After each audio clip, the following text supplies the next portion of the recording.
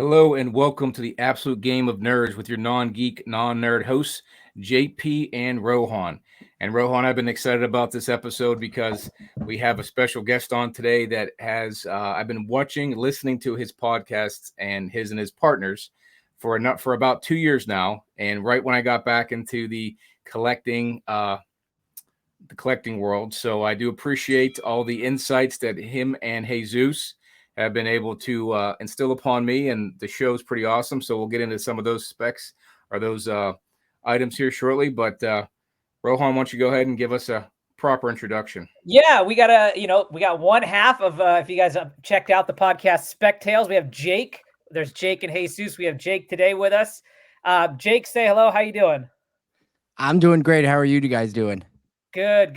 Yeah, so we're obviously going to get into the podcast, but first, we're going to start with the origin story because no one has a comic book podcast without a love for comic books. So take us back to how it all started, where it all began. Oh man, my love for comics or the comic book podcast, because you could be here a while. Comics, the love for comics. Man, We got some time. My first experience with comics, and have said this before, and I was just telling you guys, I am from Nebraska. It's one of those love-hate things where I, of course, love where I was born, love the home state where I grew up. There's all that to it, but literally from where I'm sitting, in like a 60-mile radius, there might be 5 total comic shops. And they're not that convenient. So as a kid, it wasn't like I could go down to the drugstore and pick up some comics. They didn't carry them here in the small town that I grew up in, which I still live in, by the way. But anyway, a friend of mine was like, "Hey, we're going to go see a movie. My parents, you want to go with?" And I was like, "Yes, I want to go see a movie." I don't remember what it was, but I remember he was really into comics at that time. And he was just like, he had Spawn #1, which you guys remember in the 90s. Having Spawn #1 was a big deal. And he was already into, like, this kid was, I mean, at that time, I don't even know how old we were, but he couldn't have been older than like 10 or 11. And I was maybe about the same age. And he was so pristine with his comics. Like, you can't touch it. But you can look at it, but you can't touch the comic. And when we saw the movie, we went to the comic shop, and my parents had given me some money, which was supposed to pay for the movie, but his parents paid for the movie, which was really Didn't awesome. tell your parents that, though, I bet. No, well, they figured it out because I came home with comics. So we went to the comic shop, which was next to the theater, and I bought my first 2 comic books, which were completely based off the covers. They were both Spider-Man books. The first Spider-Man Maximum Clonage #1 was the book that I bought. And I still have that book to this day. But there's like pages falling out. I ended up buying a new copy of the book. I went and found it in a CGC 9.8 signed by Stan Lee. Now, it was one of those books. I had seen it come up on eBay, and I overpaid for it, but it didn't matter because I was like, this was literally the first book I ever bought. And since that point, I've gone in and out of comics. In junior high, when girls became a thing, I got out of comics. And then I got to college, and I dipped back into comics a little bit. And Irredeemable, brought me back. Irredeemable from Mark Waid was this huge thing for me because I've been known to be somewhat anti-Superman. And I don't hate Superman. That is a joke that Jesus perpetuates on the show. We had Mark Waid on about a year and a half ago. I don't know. It's been a little bit, but we had Mark Waid on. He was amazing. He was so incredible to talk to. But Jesus basically straight up told Mark Waid, yeah, Jake hates Superman. I was like, I don't hate Superman. I just don't read a lot of Superman. And Mark Waid took offense to that. He was just like, you need to read this right now, Birthright. And I was like, okay, I'll read it, Mr. Waid. So fast forward a few more years, I got out of comics, and then I got back in for New 52. And Batman New 52, I will be buried with that book. Batman New 52 #1 was a reawakening for me within comics. And I also that's when I also discovered, because of Scott Snyder, I also read American Vampire. And then I said, wait, there are indie comics, uh, and like real indie comics that are not about superheroes. And then I got into horror comics, and that's when it all changed. And I just dove headfirst into horror comics, everything horror comics. And I got even further and further away from the superheroes, from the capes. And while I still collect lots of the capes books and I still read, I'm now retraversing through Hellboy. I'm retraversing through the older creepy magazine comics from the 70s, excuse me, the 60s and 70s. I'm trying to get my hands on pre-code horror books. And That's so what was going to be my next question. Yeah. yeah, where I'm at now in these days, collecting and from a reading standpoint, I am trying to read the older stuff, the older horror pieces. Creepy and eerie are so accessible and so affordable that I recommend them to everybody, because the people who were working on them were legit legends. And so I recommend those. But from a collector standpoint, as much as I like, I've always wanted an Avengers 4. I'm a Captain America guy, but I don't have one yet. But man, if you're telling me I had the choice between that and like an Astonishing 30 or some pre-code horror book that were the same price, I'm probably going pre-code horror. So Yeah. it's a love hate thing with it, because I love all of the Marvel stuff, but I hate missing out on on the pre-code horror, things like that. So, and it's expensive paper for sure. No doubt. Oh, No yeah. doubt. I've found myself more and more.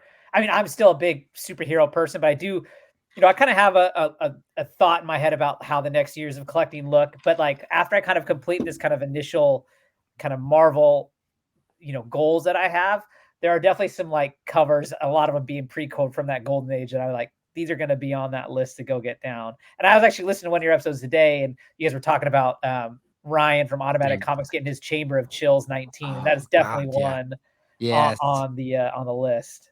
Yeah, Ryan, you got to be careful when watching Ryan and his videos, because he will induce such jealousy in you, because he literally just has. And I've known Ryan for years now, and he was one of my first real friends within comic books. And he just, oh my god, I couldn't believe it. He like all of these things that he's gotten, and his collection has progressed from, he used to have, like, I was jealous of some books that he had that were like a few $100s, and now his books are like $30,000. Mm-hmm. Yeah, it was kind of funny.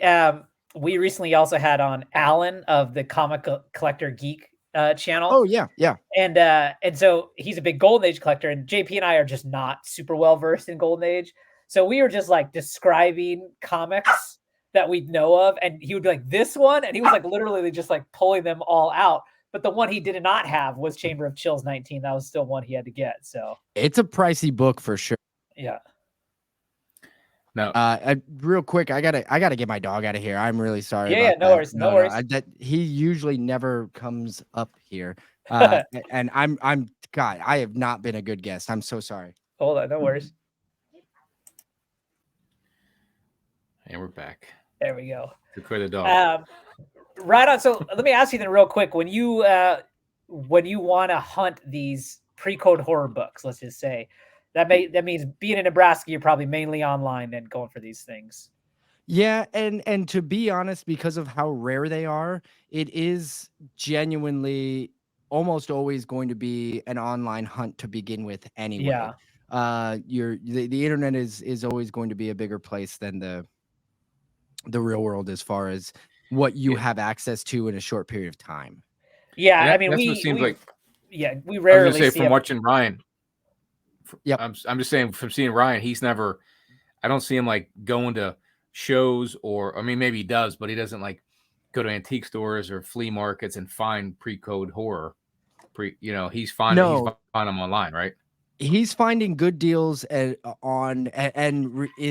truth, a lot of the people who have what seem to be who have these pre-code horror books, or who have these golden age beauties, so many of them are the old school collectors. The very, very, and I mean old school as in these are people that are in their 60s, in their elderly years, where what they know of comics, they're still selling on Heritage. Right. I don't mean to say that Heritage is only filled with the older collectors, but it's usually on a higher end of a collector where, those individuals are not going onto Instagram and posting a photo saying like, hey, 35,000 or best offer on. They're not doing it. They're going through Heritage. They're going through these verified retailers that have had years in the business, which is why when you go to Heritage auctions, you're going to see them like they're the ones that break all the records, right? When somebody sells a Batman 1, for what was the price on that last one? There was like a 9.2. No, the 8.0 went for 1.1 million, but that was down because a month and a half earlier, the 2.0 or 8.0 went for $2 million. So, but the thing is that the records are being broken by like a Heritage, because the people selling trust them. And so Ryan, though, why I believe Ryan is so successful and what I wish I could do, is Ryan devotes so much time to Heritage that he knows the ups and downs of the comics. And we've had him on a few times to discuss how he keeps track of the prices, and then he knows this book, when it's on auction, he doesn't make the decision. He never makes it beforehand because it's always a financial decision. It is never a want decision, or very rarely. It's that book is right now very, very underpriced. If I can get that book under this number, I win. And then he gets it. And he just waits for, like any auction site, right? They occasionally, auctions go under the radar and you just don't have a buyer. But on the other hand, Ryan will tell you, if two people on Heritage want the same book, that's when your record's getting broke. That's when you're going, that's when you are paying too much for the book, because two people want it, and they want it for emotional reasons, not financial reasons or anything like that. So they're willing to overpay. Right. Yeah. And so it's an online game, but you'd be surprised. I actually, most of my creepy collection, which I'm like collecting the first 50, creepy 1 through 50. And I think maybe I only need like 4 or 5 more.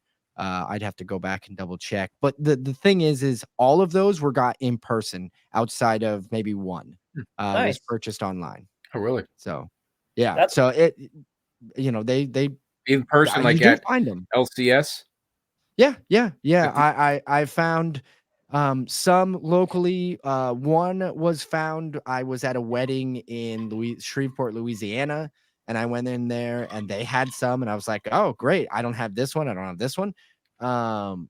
And you find it. And then my LCS actually has one of the largest back catalog. I mean, the thing is there's nobody in my area that collects creepy. The way I know that is the stores have them because they're waiting for you. They're magazine size, right?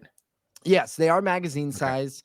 And the best part about magazine size is once you buckle and get yourself a long box that is magazine size, you have to fill it, and it takes a long time. So like when the new the new Batman books, which the Christian Ward one that recently came out, which is magazine size, and then I think there was one by the artist Grandpa, which I can't remember his first name, which I always, you don't forget that last name. But there's a couple of recent Batman books that have come out, and they're the larger magazine size. And usually they would put me off, but now I got all these long boxes for magazines. I'm like, oh, I guess I don't have to worry about that. I got a place to put them. So I just bag and board them and put them away when I'm done. So from a collection standpoint, do you consider yourself then a run collector? No, there are 2 runs that I have gone out of my way to collect, and that is Creepy 1 through 50, and Batman New 52.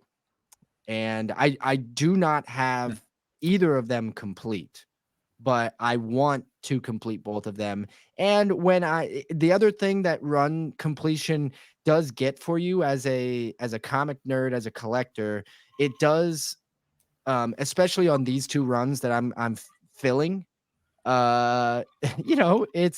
there's some cheap options. So when Yeah. you just want, when you have that jonesing, like when you go to a show or when you go to an LCS you're not familiar with, you don't have to buy the big book on the shelf and attach a memory to it. Like, oh, I was in Shreveport, Louisiana, and I bought a book at a foreign comic shop that I'd never been to before. Well, it's a fun memory, but you don't have to buy the book, the book off the wall to make it a fun memory. You can get a $5-10 book out of there, that just fills your run, and it just makes the run a little bit more fun. So that's why I like runs, but I don't think I will be filling. I do have a redeemable. I do have the fully redeemable run as well. But that was just out of like I was reading it actively. So that's the only reason I have that one. Got it. So Now, with the go ahead, JP. No, I was going to say, I just finished a run for Spectacular Spider-Man, which we have a video drop in, which this will come out after the video, but grade didn't matter either. Just trying to finish that run, 1 to 100, 1 to 101. It didn't matter. There's some big books in that set that I didn't want to pay $50, $100 for it just to have Cloak and Dagger or the Daredevil Frank Miller one. So I get that. Just finding them just to fill it. I may read that, but I'm not much of a reader. But you and Jesus, you guys read a lot of you guys read, right? We're definite readers. And it, for me personally, it has turned into not just like you read what you like, and that I love the phrasing, and everybody's just like, and you collect what you like to read and things like that. But I also really don't like the idea of putting some sort of construct on how you should collect, because when the first collected book, right? I was reading comic books when I was reading Irredeemable, right? That was not collecting, that was reading.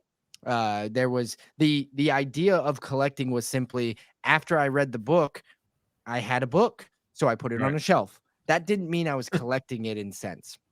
And so the first collected book I got was Captain America 100, which was The Jack Kirby cover. Yeah, the Jack Kirby cover. It was when they sort of, Silver Age relaunched a few characters in their own runs, and so you had the Captain America, you had Iron Man, you had Hulk, you had Aquaman, not Aquaman, Submariner. Submariner.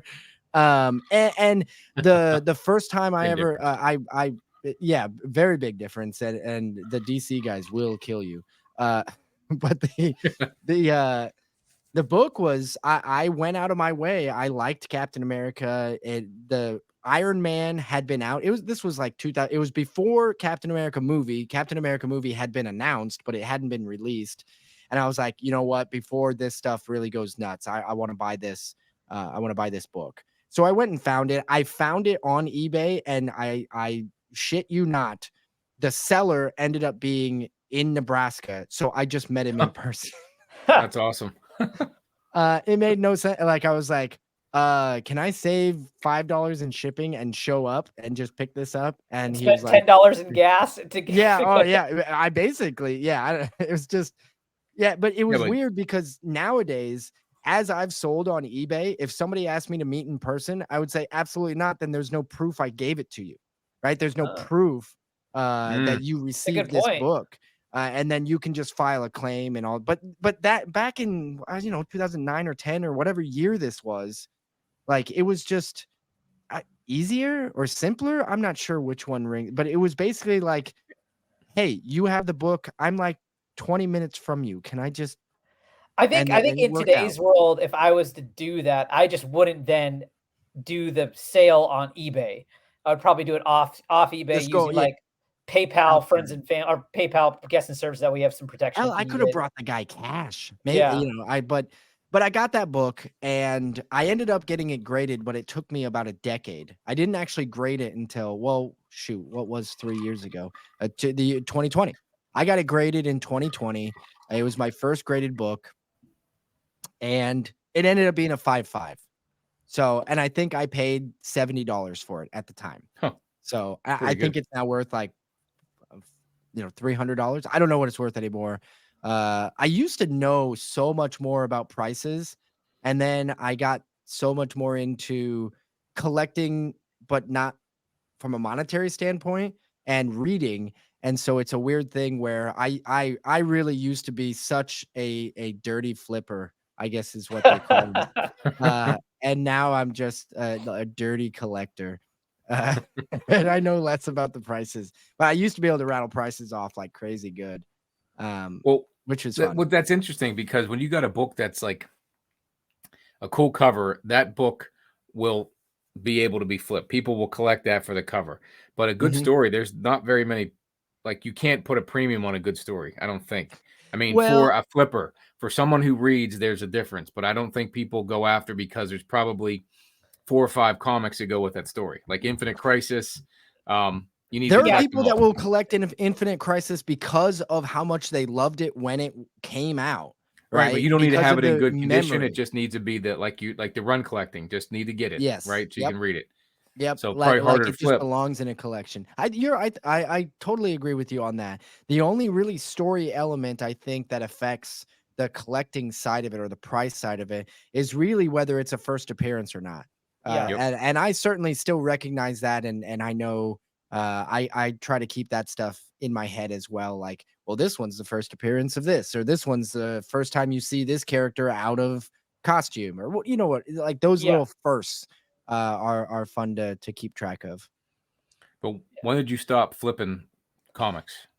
I mean, realistically, I still have hopes of like still flipping. Like I have the first Wonder Man, and I've owned the book now for a year and a half. I meant to get it graded and I just stopped. So I guess you would say the last time I graded books was a year ago. It was like 1 year ago. I got a batch of books graded and I sold those. So I guess we're talking like January. I And you guess don't is when sell I on eBay stopped. anymore? I haven't sold on eBay since. To be fair, the last year, so 2023 has been a very strange year because I moved. Right. You guys took And a hiatus from the we podcast yeah, for we that, right? we had to take a hiatus from the podcast because both Jesus and I, not intentionally, although it did work out conveniently, we both moved at the exact same time. And I moved, he That's moved. crazy. I was living with my in-laws for about a month and a half, almost 2 months. That was fun. But really, I had nowhere to record. And so it just turned into, you know what? The best thing for us to do is to just step back, get our lives situated, and figure out how to jump back into the show. And as I was preparing to sell my old house, as I was preparing to box up my life, move everything, comics really took a back burner almost for I would say 3/4 of this year. I am just now really getting back into a buying mode, I guess is a phrase you could use for it, but I Yeah, haven't totally. really bought that much. And I have started dabbling a little bit, and I have bought a few things, some of which I haven't announced yet because they have not been received. And I am very excited about a few things that as soon as I get them, I'm going to announce them on the podcast. But I can at least say it's original artwork. Nice. Getting And into that it's game. yeah, which is a whole nother ball game. And if you think that comic flippers are interesting bunch, original art flippers, boy, that is it. I feel like, have you ever seen that movie 8mm with Nicolas Cage? Wait. Oh, I was thinking of 8 Mile. I was like, is that with Eminem? No, you're different, very different movies. Very different movie. You're right. Eminem. But the movie 8mm with I thought Nicolas I saw Cage that.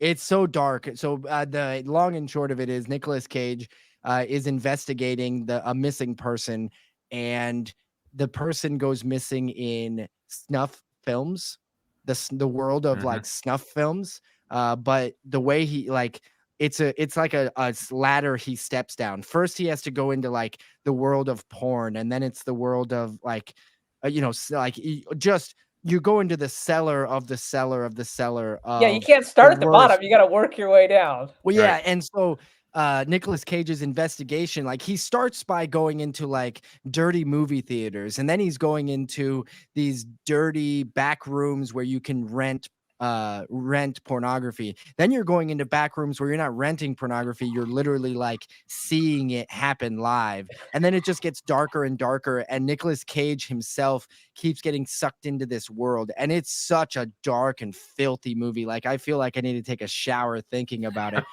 But I'm telling you, getting into comic book art feels similar but less dirty and more like, I think I'm joining a cult. So Well, if anything, it kind of makes you feel. I guess in that similar analogy, if reading a comic is watching the porn film, getting the original art would be watching it in person almost. Oh my, it's you're damn near participating. Yeah. And maybe that's the next step, is then you start making comics. I'm not there yet. But I didn't sell it very well. I made it sound like it was horrible and dirty, but like getting into the world, like the websites are different. It's such a strange thing because, so are you guys familiar with Comic Art Fans, the website? Yes. So go to it, because the website itself strikes me as like, this website looks like it's still from the year 2001. 100%. Like I say, like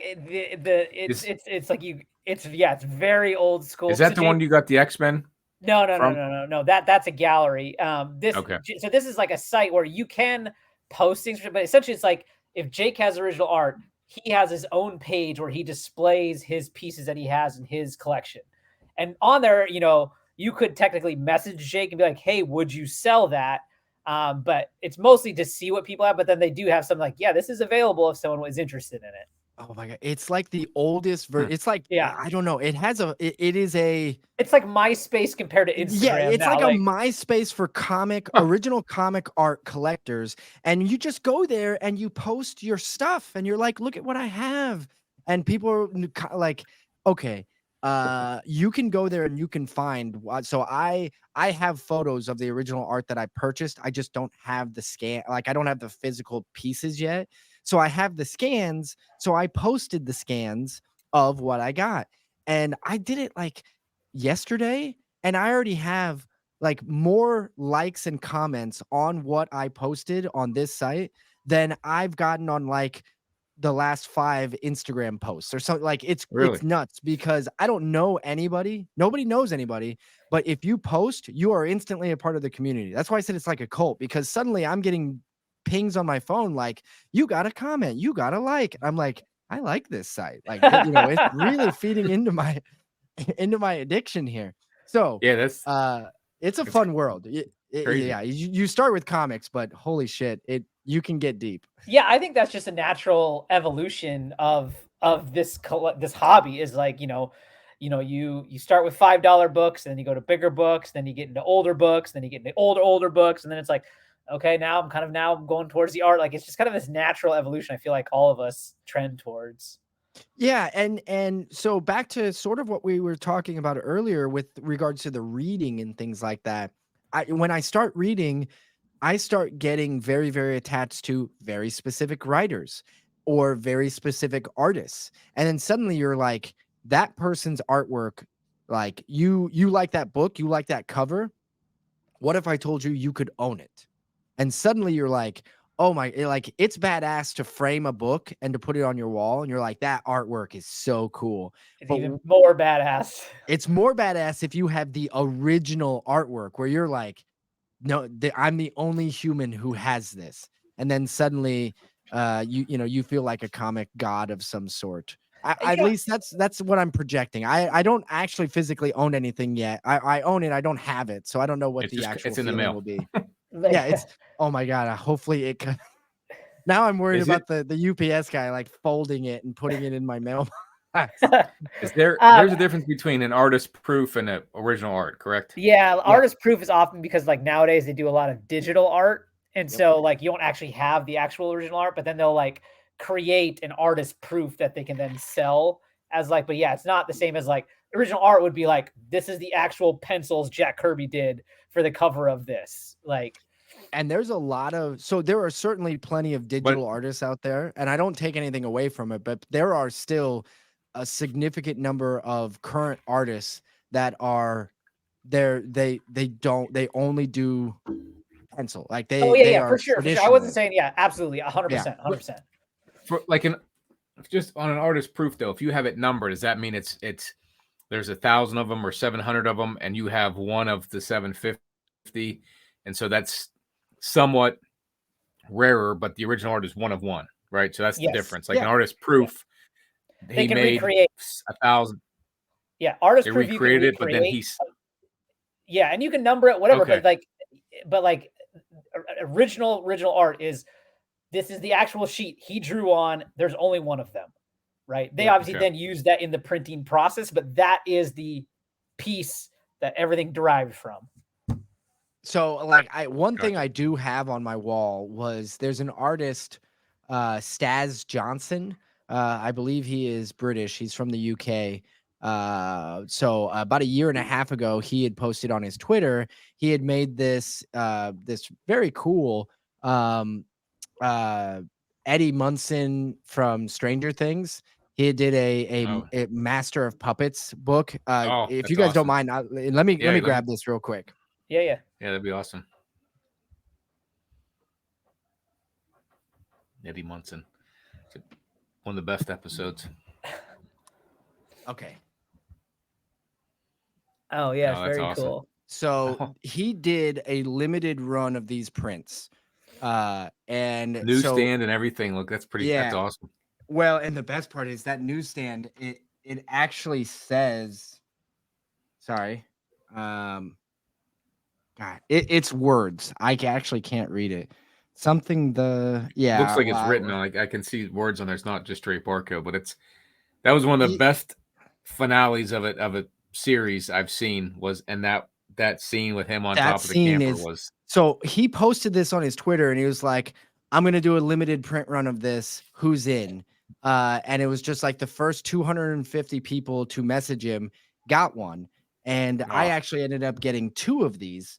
And I sent the other one to Jesus as a gift. But nice of you. Yeah. Rohan, what are you going to send me? What are you sending me, JP? Come on now. But I sent you something.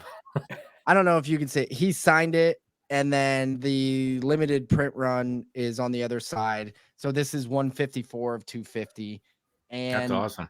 Yeah. And so that, I guess, is maybe that was my legitimate first dabble into original art, although it's not original. Did you frame that yourself or did it come framed?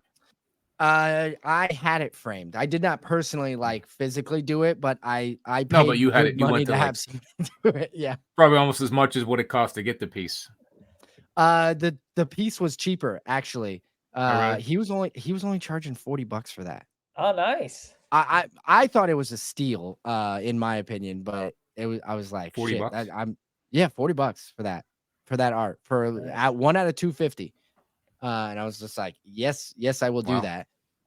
He was shipping it from the UK, so I might have paid more in shipping than I did for the actual piece. Yeah. But he shipped 2 at the same time, so I guess I saved money on that.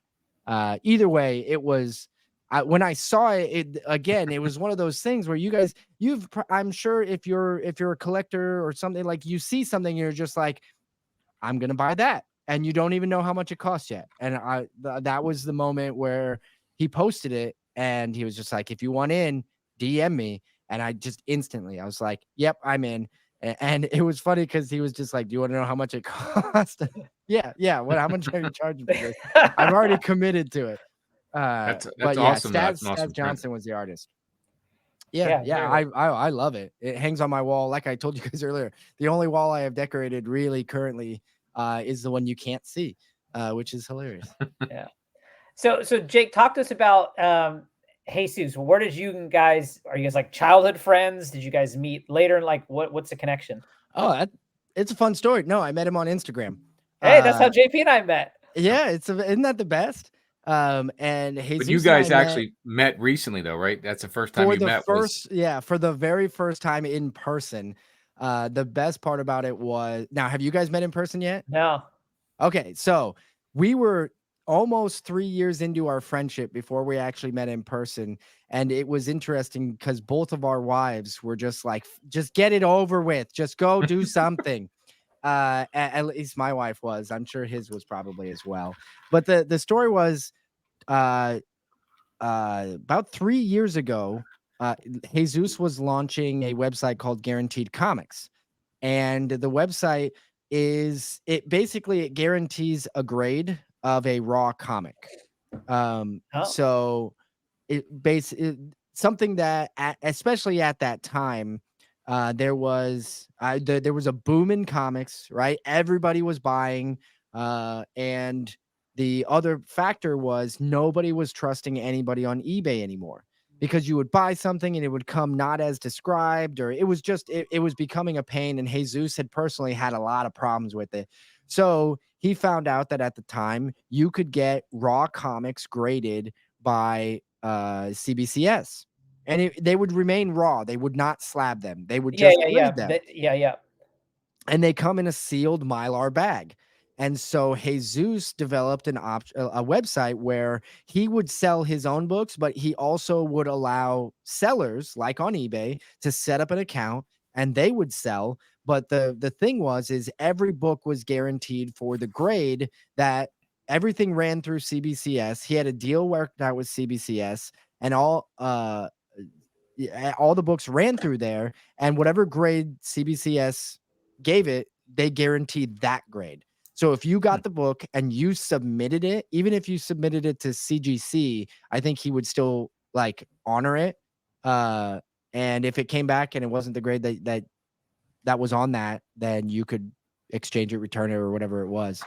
That I tell you, that is risky, because I'm assuming CBCS is probably the same as CGC, because when CGC grades a book, right, and they encapsulate it and everything, they still do not guarantee the grade. The only thing they guarantee is the authenticity of what the label says in terms of what the book is. Because theoretically, you can have, let's just say, a 9.8, and I could take the case and I can shake it up like that, right?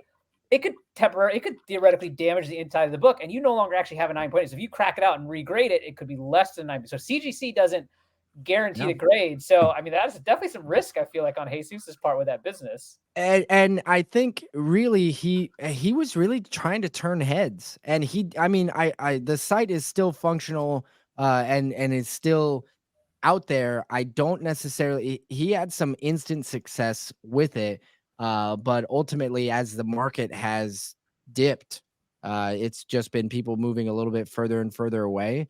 But it certainly has still provided an opportunity for him to sell his books too, and he still, I believe, to this day will still get orders.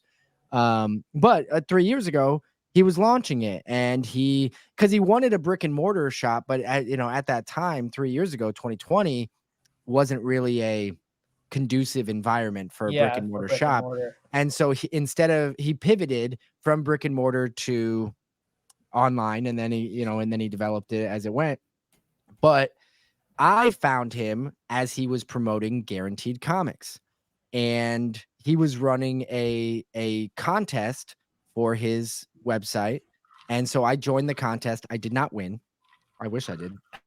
But he was giving away a couple of really good books. I think one was like a 9.6 Amazing Spider-Man 300. 9.6. I believe it was a newsstand as well. I was like, I want to win this book. And then I just sort of reached out to him, and I was inquiring more about Guaranteed, and I just kept asking, and him and I started exchanging messages on Instagram, back and forth. And then by, like, let's say April of 2021, I was like, we were texting each other. I was like, give me your cell phone number. I'm going to text you. And then the texts were getting too long, and I was just like, I'm just going to call you. And then it was literally, and this was just like, we were hashing out conversations about speculating on books. And we were talking about, at that time, I was mostly running just my own personal comic book Instagram account, which is Omega Red on Instagram. And that's you? Yeah, that's me. That's Dude, me. I love that. So I haven't been using it that much. So when I first got back in, which was like May of 2022 is when I got back into comics, and I was like, oh, I'll do this Instagram thing because maybe I can post my comics there, because doing it by yourself is kind of boring. And I started looking on these different feeds, and I was like, man, I need a catchy name, something. And I saw Omega Red. I was like, I need something like that. That name is great. So Thank you. Bravo. That's awesome. Yeah, no, I appreciate it. I used to do I used to use it so much more because I needed that outlet. And him and I were just talking, and I used to do things called comic book speculation. What would I call them? Comic book conspiracy theories is what I would call them, because I would like connect all of these MCU threads, and I'd be like, this plus this plus this means this is going to happen. And I'd justify it. And then I'd say, so you should get this book.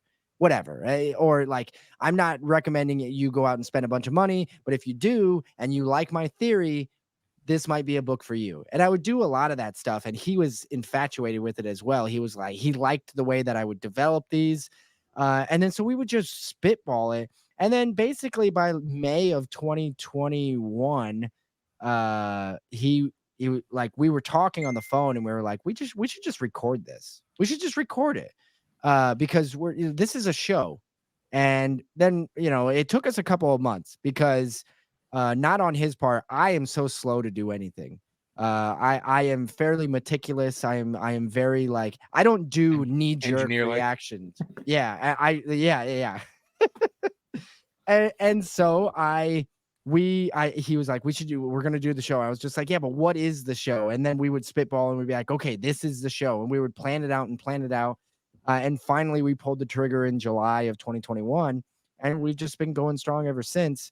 We met for the first time last month, end of October. We met at a con in Dallas, and so many people were like, "What was it like? Was it weird? Was it different? Was it awkward?" You get those questions, and the honest to God truth is, we didn't miss a beat. Right? We were staying together at an Airbnb. And it wasn't like, it was not weird. It was just like, this is the most natural conversation. It was like we had been best friends for years, and we just hadn't seen each other in a little while.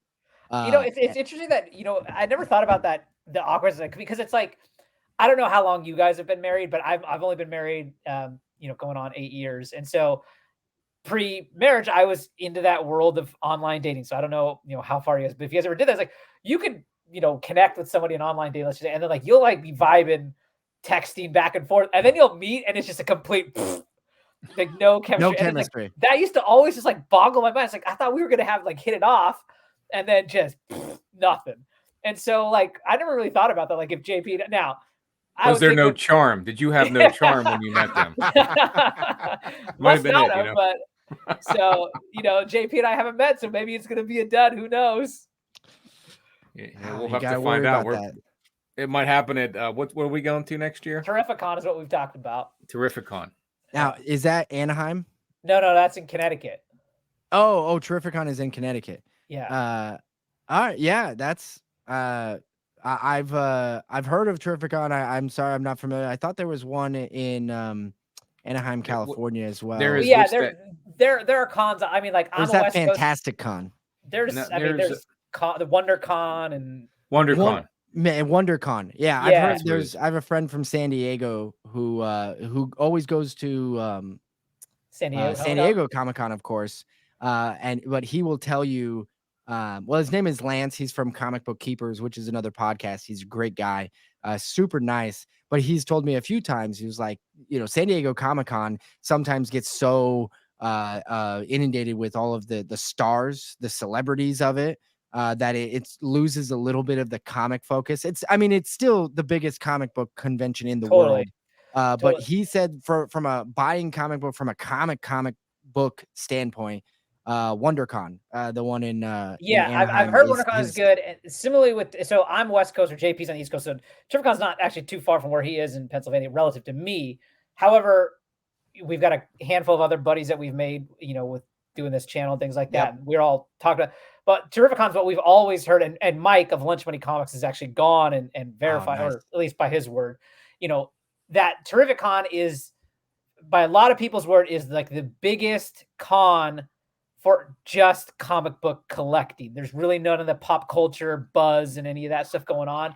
It's just people that are going to collect comics, and they get like they have of all the cons you see, they have like the biggest list of creators and writers that are going to be there. That's and awesome. And like, I remember Mike has a video of being there, and it's literally all comics.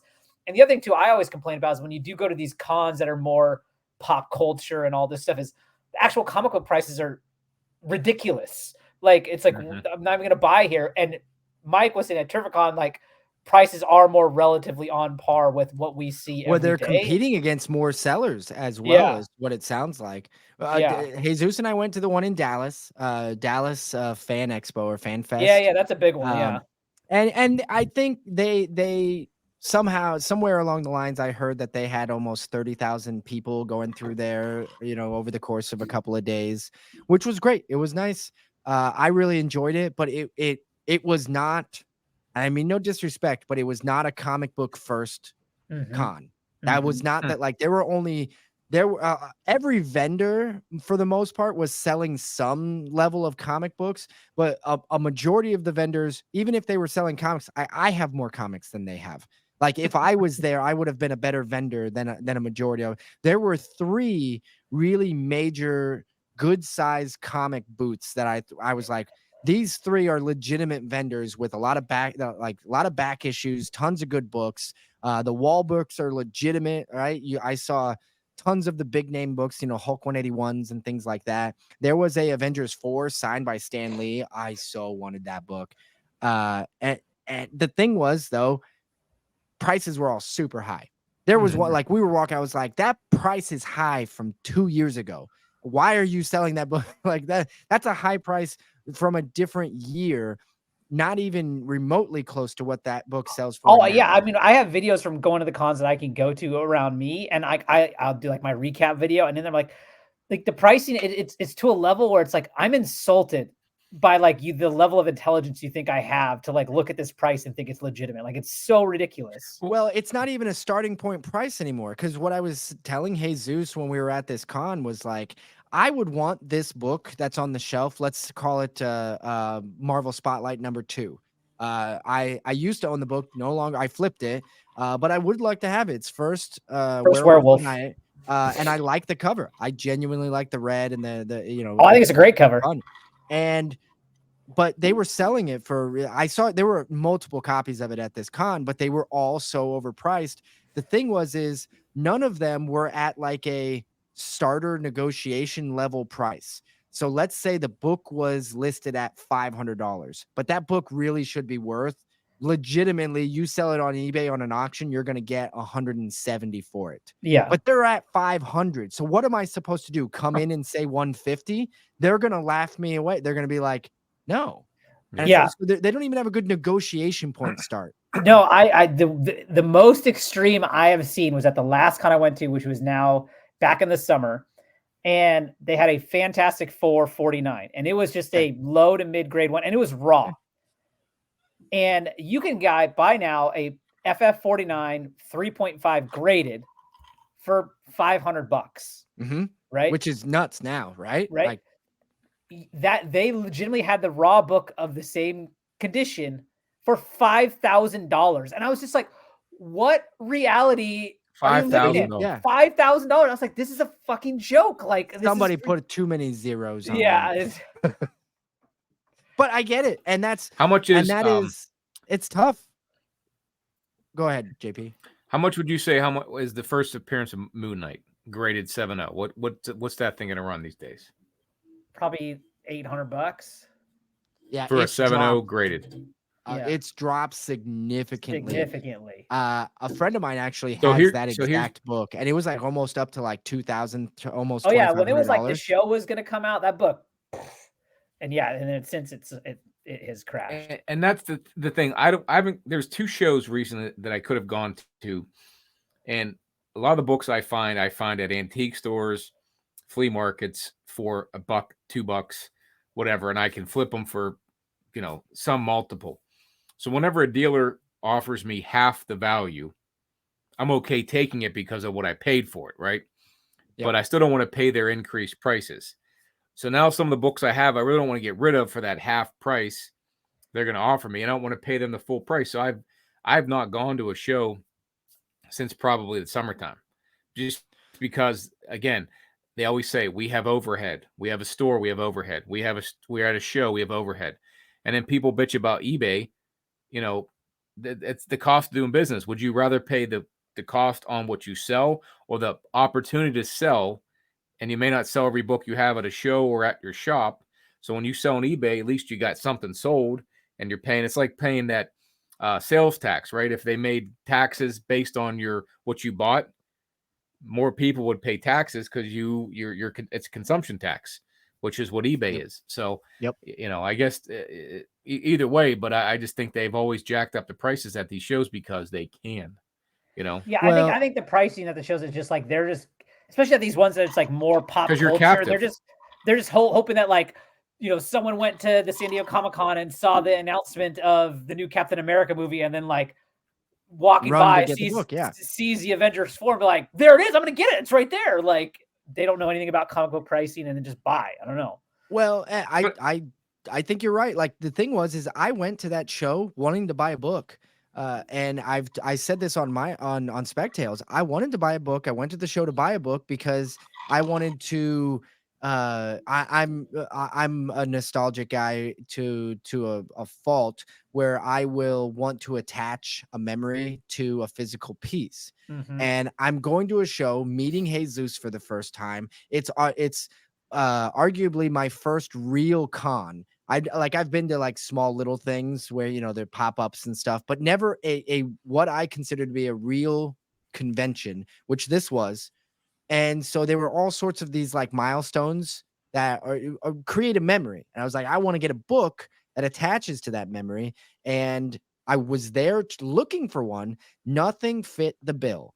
And Mhm. I could have gone out, paid too much, or I could have done a few things to get something, but I didn't. But it is at cons. You're spot on. They have a captivated audience, and they have this spur of the moment attitude within that space. Like, oh my God, I traveled to San Diego to go to the comic book convention that I've always wanted to go to.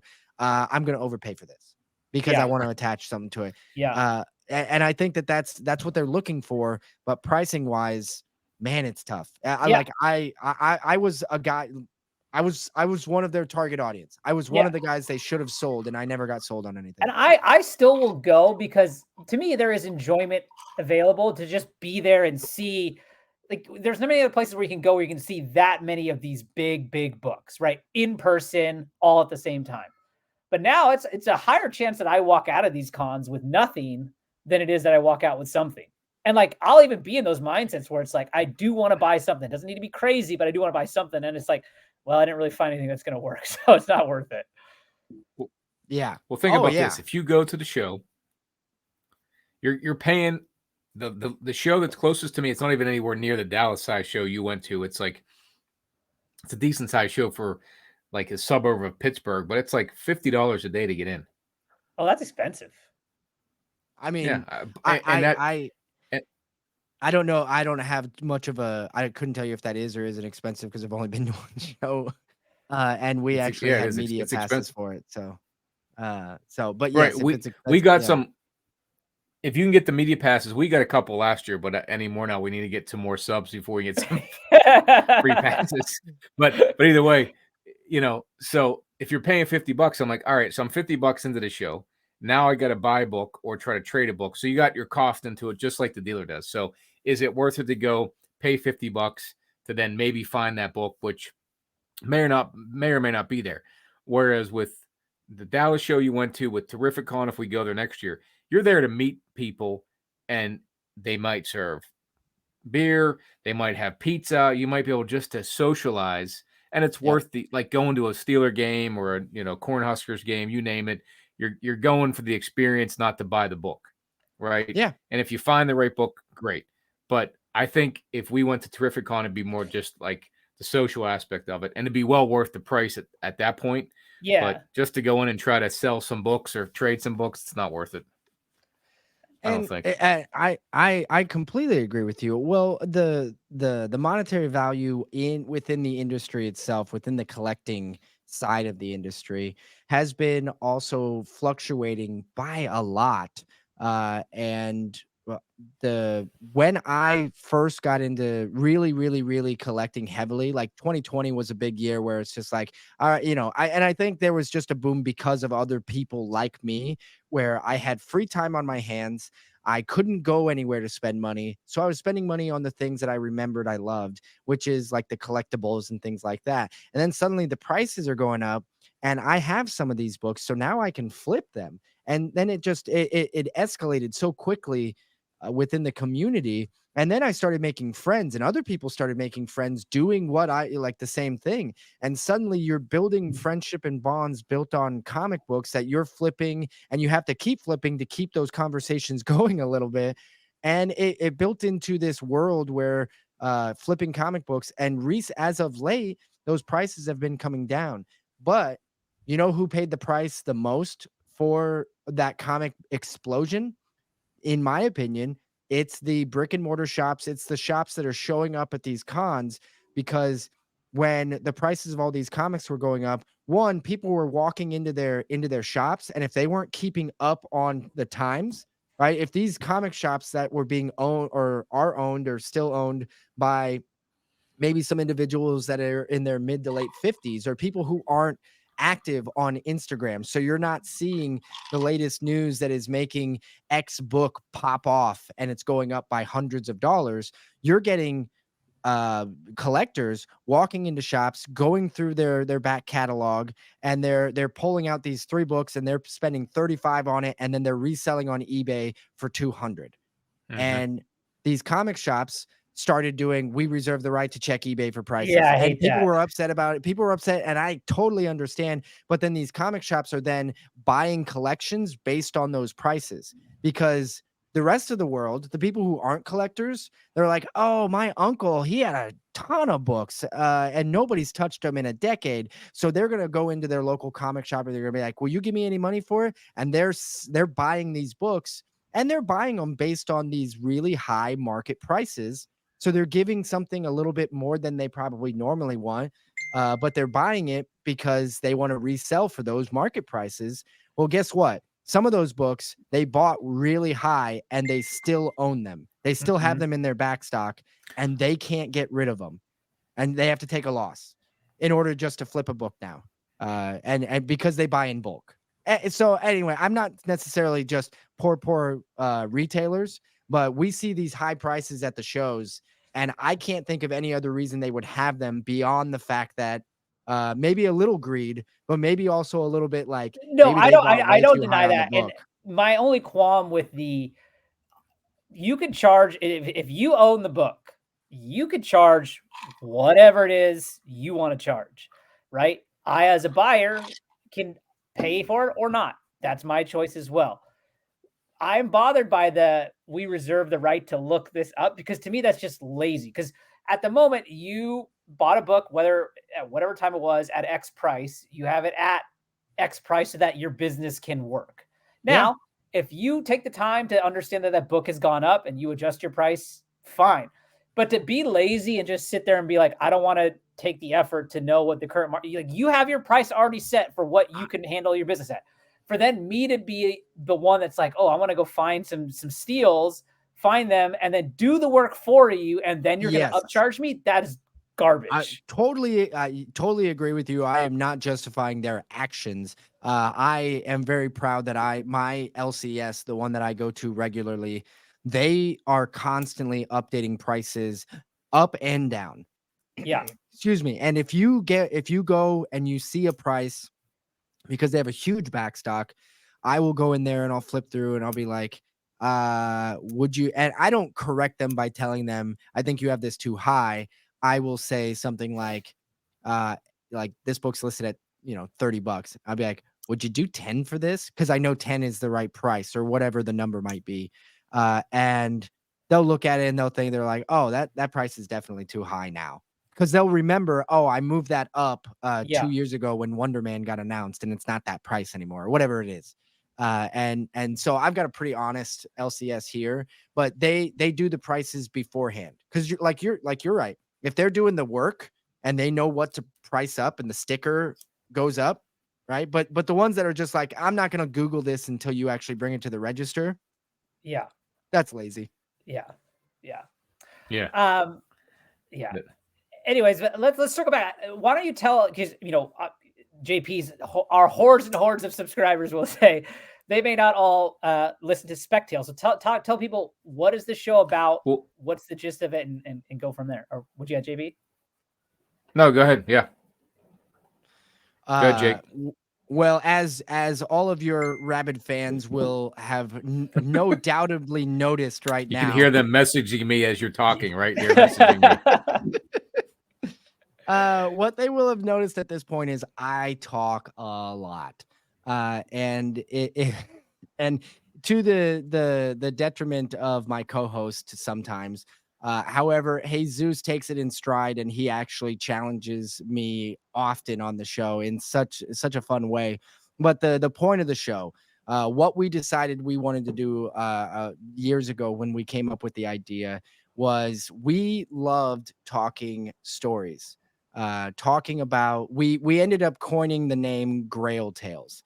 But here's the thing, it really came about because we were talking about the biggest books in our collection, and like at one point I traded to get a Hulk 181. I traded 6 books, and Jesus was with me for the journey. Like, I was texting him and be like, oh my God, this is happening now. And in 1 week I went from having these 6 books to trading them and mailing the books and getting in return a Hulk 181. And it was a 6.5 white pages copy, gorgeous book. But the thing is like, that journey, when he was going along with me for it, like, man, it was so much fun. Like, the events of the journey were fun. And him and I were like, this is the story. Like, this is what you talk about. Cause everybody wants to know, like, what 6 books did you trade? And Yeah. what was it like? How did you negotiate this? And all of those things. That's episode 3, by the way, everybody, from all those years ago.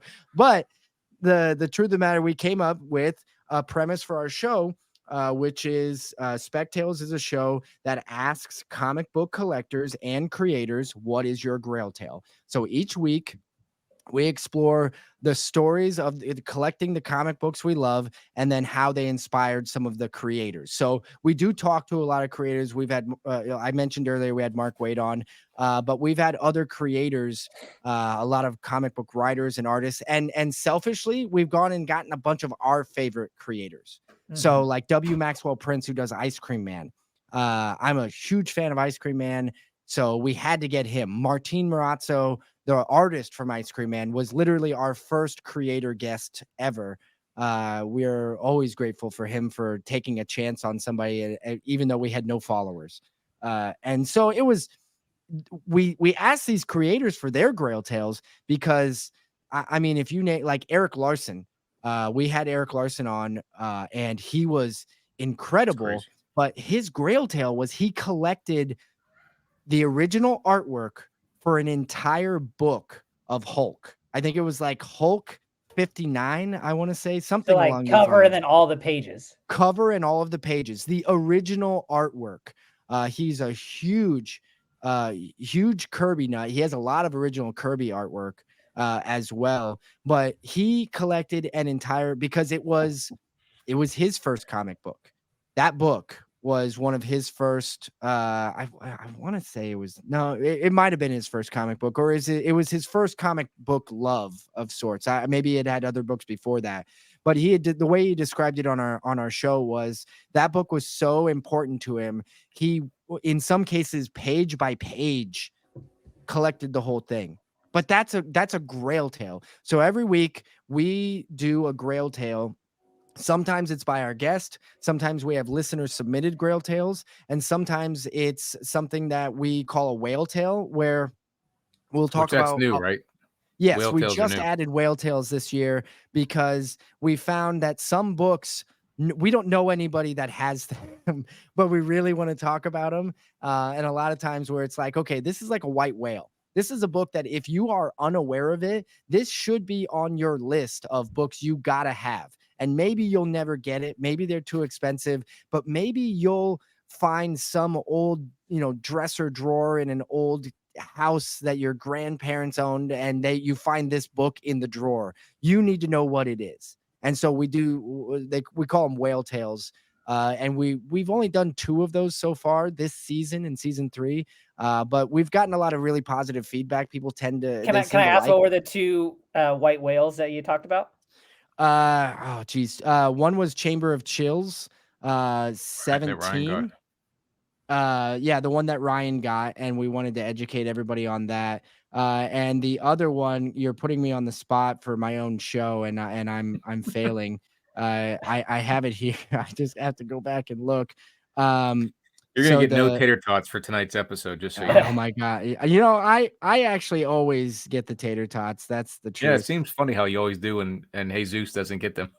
It's, you know, I know everybody thinks it's very convenient, but I am not in charge of how many tots people get. Wait, explain to people what the tater tots are. It really just became a running joke within the show. So we do 3 segments. The first segment is recent pickups, and the fun thing about that is we just wanted to, like, not everything is some massive grail tale. Sometimes it's just a book you recently read or collected. And so that's what the first segment is. We just kind of do, it's like an icebreaker. And it's also fun because when we do have like a creator on, we're basically saying, like, what's the last book you read? And some of them will be like, I haven't read a book in like months. And you're like, oh, and you write comics? Come on now. And we always give them shit. But so with recent pickups, we started like, we started giving out like stars, or we call them tater tots, which is a little bit more of a backstory. But in the end, like, every 1 out of 5 tater tots, and the running gag is that Jesus has never won. No, yeah, I don't remember him ever winning. It's so much fun. But the story of the He usually tater gets tots, his deducted, or you add 1 to him if I felt bad for him and you gave him 1 more, but it's still not enough to beat you. he usually does get the short end of that stick. But I still claim there is a higher power that decides who gets how many tater tots, and it's not me. I am just the messenger, so you can't take that out on me. But the idea behind the tater tots is long time ago, we are Spec Tales. One of our listeners wrote us a message on like Instagram or something and called themselves a spectator, but spelled like tater tot. And we took that and spectators, and it kind of went and rolled, and then suddenly they were the spectator tots. And they're still just the spectators, but we decided to build a mascot last year. And so this is JJ. Oh, nice. The spectator tot. And we figured something else out about JJ that people tend to like. JJ, so we came up with this form, and we were like, oh, he's cute, adorable, but sometimes he likes to dress up in cosplay. And Nice. so Peacemaker. this is Peacemaker, and I like this one because if you look, the Eagly is giving the middle finger. And then this is a recent one. This is Millhouse JJ. And so JJ as a character has just kind of become his own thing.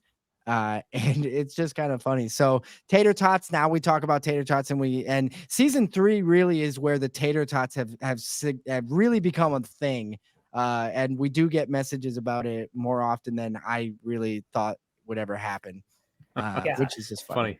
So I was gonna say, like, what's great about this is, and this is what we talk about, right? Like, if I was just collecting by myself, I probably would have burned out fairly quickly because it's just kind of boring on your own.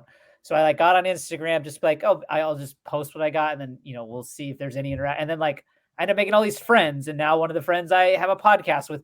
But that journey is more fun almost than owning the book, right? Like we've talked about before. Like if I was a billionaire, like don't get me wrong, like I'm not gonna complain. If I was a billionaire, great. But for you, right? Yeah. But my point being is like those collection stories and journeys, you just go buy these books. It doesn't matter. You have $1 billion. I'm going to go buy what I want. Like it wouldn't be as fun, right? The fun is that journey, that hunt. And then not just doing it, but sharing that with your friends. And, there's not a book I get that JP doesn't hear about, or, Mike from Lunch Money doesn't hear about, or, we've got a good group thread now that we're not talking about like, oh, I got this book today and I'm looking for this book. If you see this book, let me know. Like it's just, that's what makes it fun and what keeps it going. And so like the idea of the Grail Tale is great. It's because that is what is truly what we all love here. You guys had a Grail Tale. There's two of them that come to mind. Two, maybe three, but one of them was a guy who sent you a message, an email, that he was at an auction and got, was it a Hulk 181 or a Hulk 180 at the auction, and had to wait till the end. Believe. Yep. So that was a listener submitted one. Yep. Yeah, that was listener submitted, and he had to wait till the end of this auction to get it, or something ridiculous. Like, it was it was a good story, and I thought about that. An estate sale. Yeah, you wait till the end. So we start our podcast. What was it? Beginning this year? No, it was the end of last year. This is episode 49. So we're you guys are coming up on a year. Yeah, we're getting close to a year, right? Coming up on it. So the first episode we did, I dressed in camouflage and orange, and that was actually our second episode. Our second one. The hunt for 181, right? Because we both wanted that comic. Yeah. But one of the first grails I got was ASM 129, but my story was nothing like your Grail Tales. Mine was the most mundane story ever. I was mad at my wife when we were at PF Chang's, and I was mad about how much it was going to cost to eat. So I said, fuck it, I'm going to buy 129. I bought it for way more than I should have bought it for. On eBay? That was eBay. I eBayed it, just, got an auction and bid it up, and probably paid, $400 more than what the going rate is now. But this was in July of, 2022. So it wasn't far off, but you can see it's still up here on my shelf. I gotta ask, because of the circumstances behind how you bought it, did you let your wife know? Does she know how much it cost? Any of those things? I told her it was for my birthday, and I had her take pictures of me with it, but she has no idea because it was separate. Oh my God. separate account. Hopefully she doesn't watch the show. That's the best part. Oh my God. See, but it's still a Grail Tale, man. It's still funny. I guess it is, but I was like, man, this is not as good as the stories I hear, because mine was like, oh, fuck it, I'll just buy it. It was an eBay purchase, right? Whereas, or when we bought 181, we bought, yours was an interesting story, Rohan, because you got it from the guys that we had a show with these guys for earlier this year. And so one of the guys that joined the show had a shop, and Rohan bought a Hulk 181 from that show.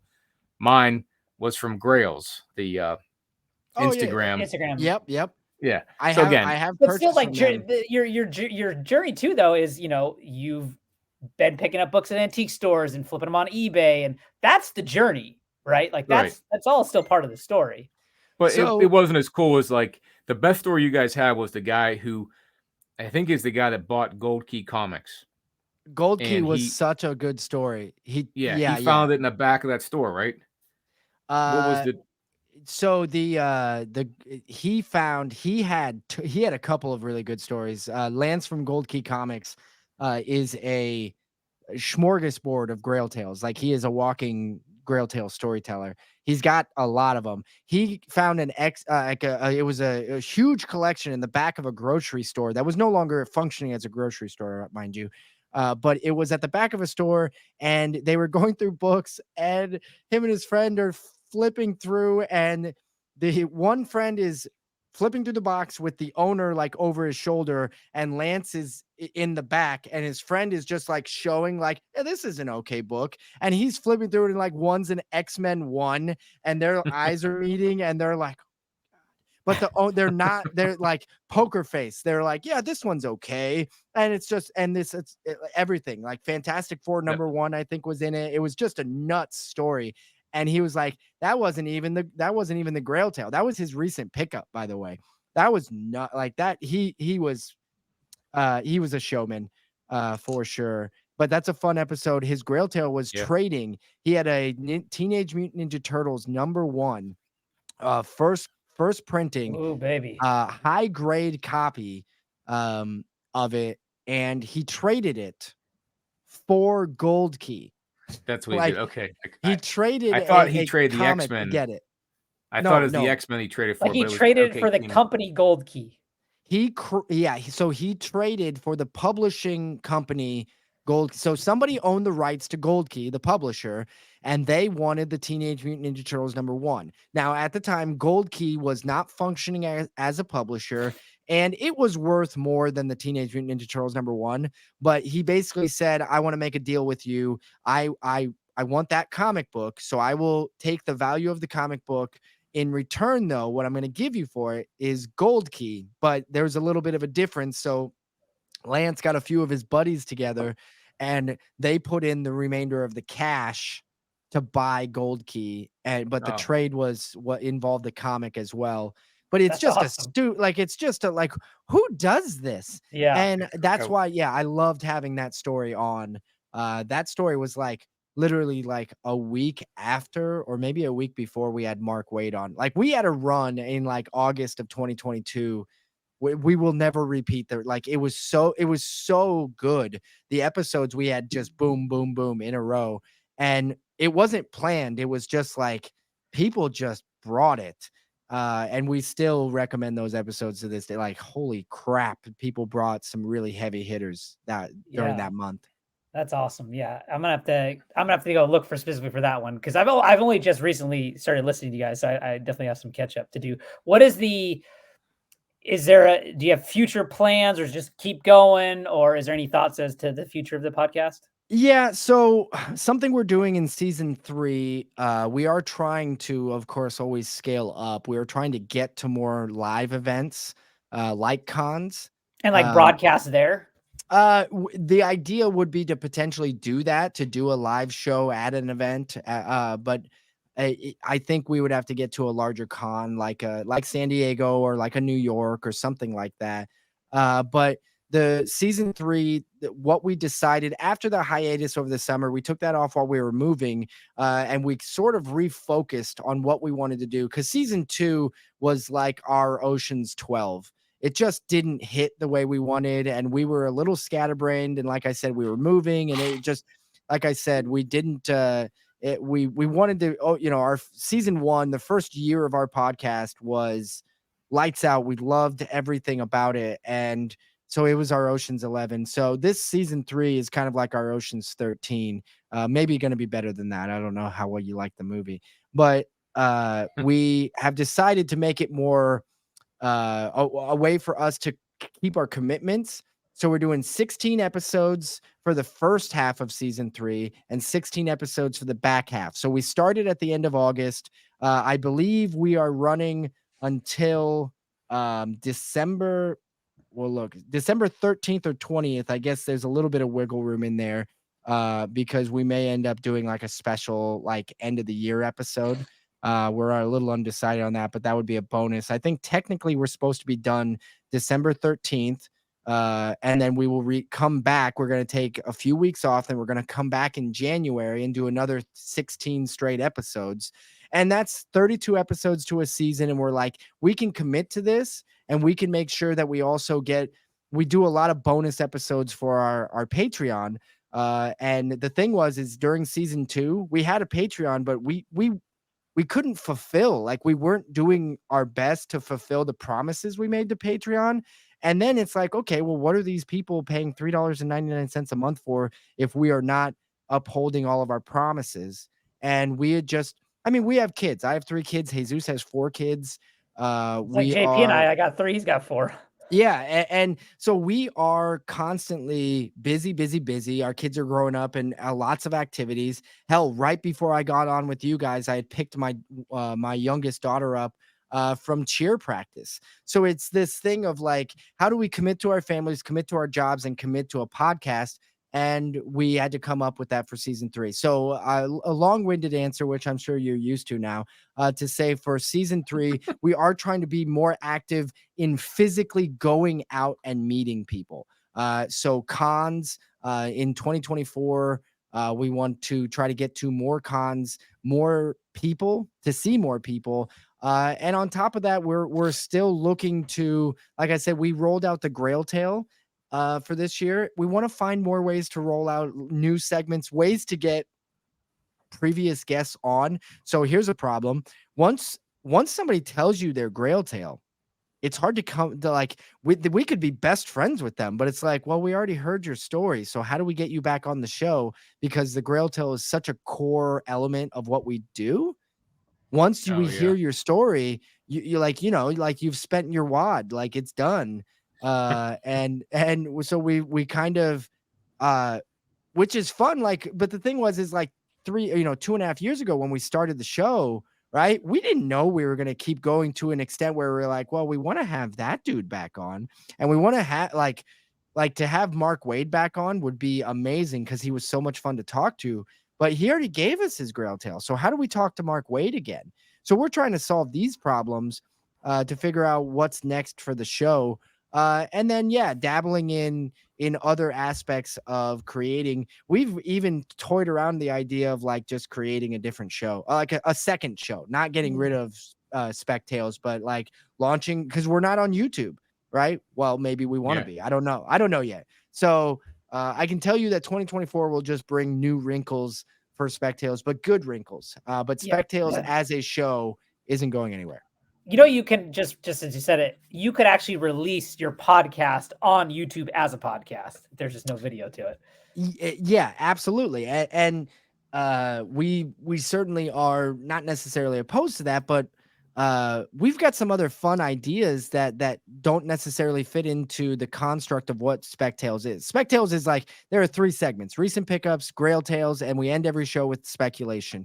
And doing anything other than that with the show doesn't quite feel right, because we've built this structure so firm that it's like, well, what if we just want to BS about, what if we wanted to BS with one of the creators we became really good friends with, but we just want to talk to them about their recent book that they just wrote or something like that. Or on the contrary side of it, we're still really good friends with individuals like Ryan at Automatic Comics, or Newbie from Newbie Comics, or Paul from Sector 2815, Legion of like, we're friends with all these YouTubers, and we have no way to reciprocate with them to show that, like, to have them on our show, because we've already had them all on, right? So suddenly it's like, how do we so we are trying to find like, what's next for us? We're trying to find more ways to hang out with our friends, because we did it once, we like it, we want to do more of it.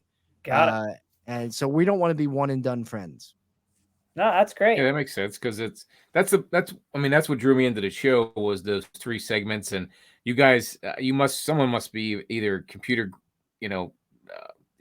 well with a computer, because one, your graphic with your JJ, that you just showed us, right? The that you made, plus the art, the art, and then the your how you guys, that's one of the best intros I've listened to. You got all those little snippets from movies. Oh yeah, and then you have the Grail Tale, then you have speculation, whatever that song is you play.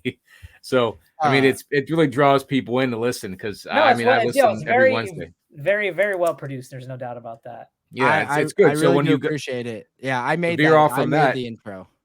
So. To veer from that, you've got a nice template that you got your show, so to go off something different, I'm sure you guys have no problem doing it, but you built something nice. And I think that's the cool part about it, is the Scarce Army. Another fun part about the show. Oh, that is actually the one thing I did want to ask you about, because I feel like I've heard it. Do you guys purposely say Scarce? Mm-hmm. Okay. Okay, I appreciate you bringing it up. Funny story. We literally have had we had a listener email us and say, I don't mean to be rude, but you guys are pronouncing the word scarce wrong. And I had to laugh, because we should, I don't know why, we should give more of a background on it. In season 1, in the first year of our show, Jesus fumbled the word scarce. We were talking about how scarce a book was, and he said scarce. And it wasn't intentional. It was a fumble, but it was also funny. And I called him. I was just like, he said scarce. I was like, I'm pretty sure that word is pronounced scarce. And then he leaned right into it. He goes, no, it's not. And it just, nope. Well, because the thing is I heard someone else say that just this week, scarce.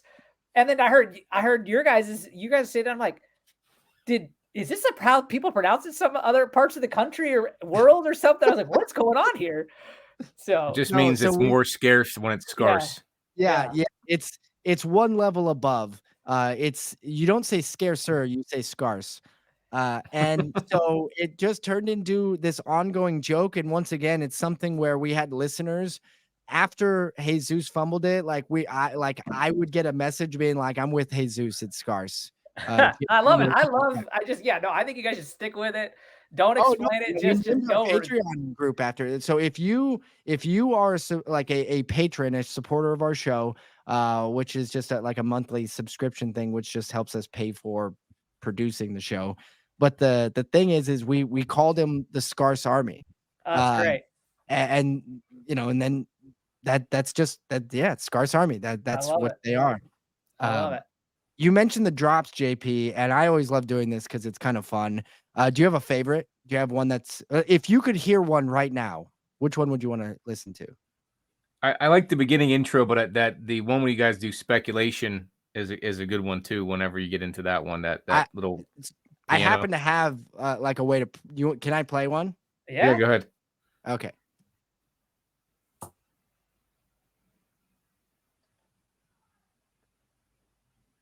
Are you able to hear that?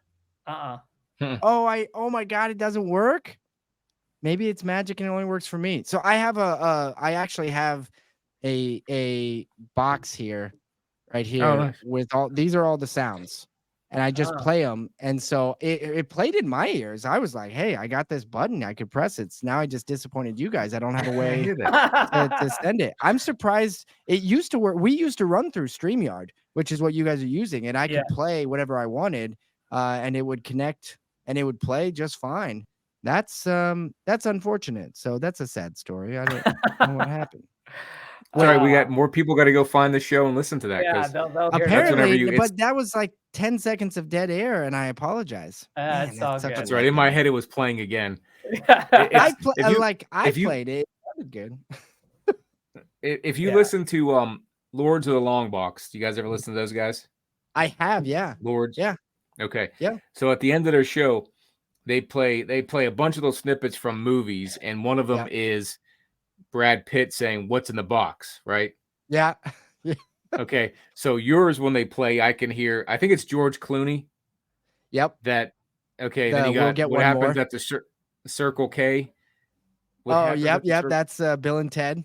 Yeah. And then there's like the other day I was like watching like a Roku has ads, and it was like a Circle K advertisement. Like, fuck, that's what the hell a Circle K is. I had no idea in my neck of the woods what the hell it was, but now it makes sense after I saw the advertisement. But I mean, it's nice little snippets, and from Till Dusk Till Dawn, or From Dusk Till Dawn is in there. You have a snippet from there. Maybe I don't think maybe that's where I thought. Maybe that's where I thought Clooney was from. No, so the Clooney one is from Ocean's 11, when him and Brad Pitt are at the bar, and he's like, he says something along that he's like, you think we need one more? And Brad Pitt in the scene is they've gotten Ocean's 10. They have 10 people, and they're at a bar, and George Clooney is talking to Brad Pitt, but Brad Pitt is not talking. He doesn't say a word in the whole scene. And George Clooney says, "Do you think we need one more? You think we need one more?" He said, "Okay, we'll get one more."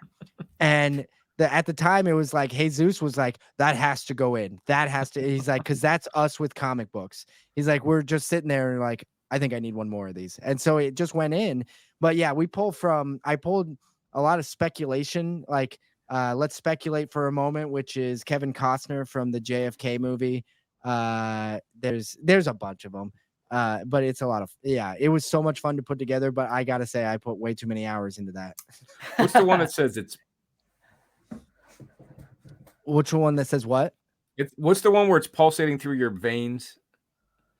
Oh God. It's pulsating through your veins, or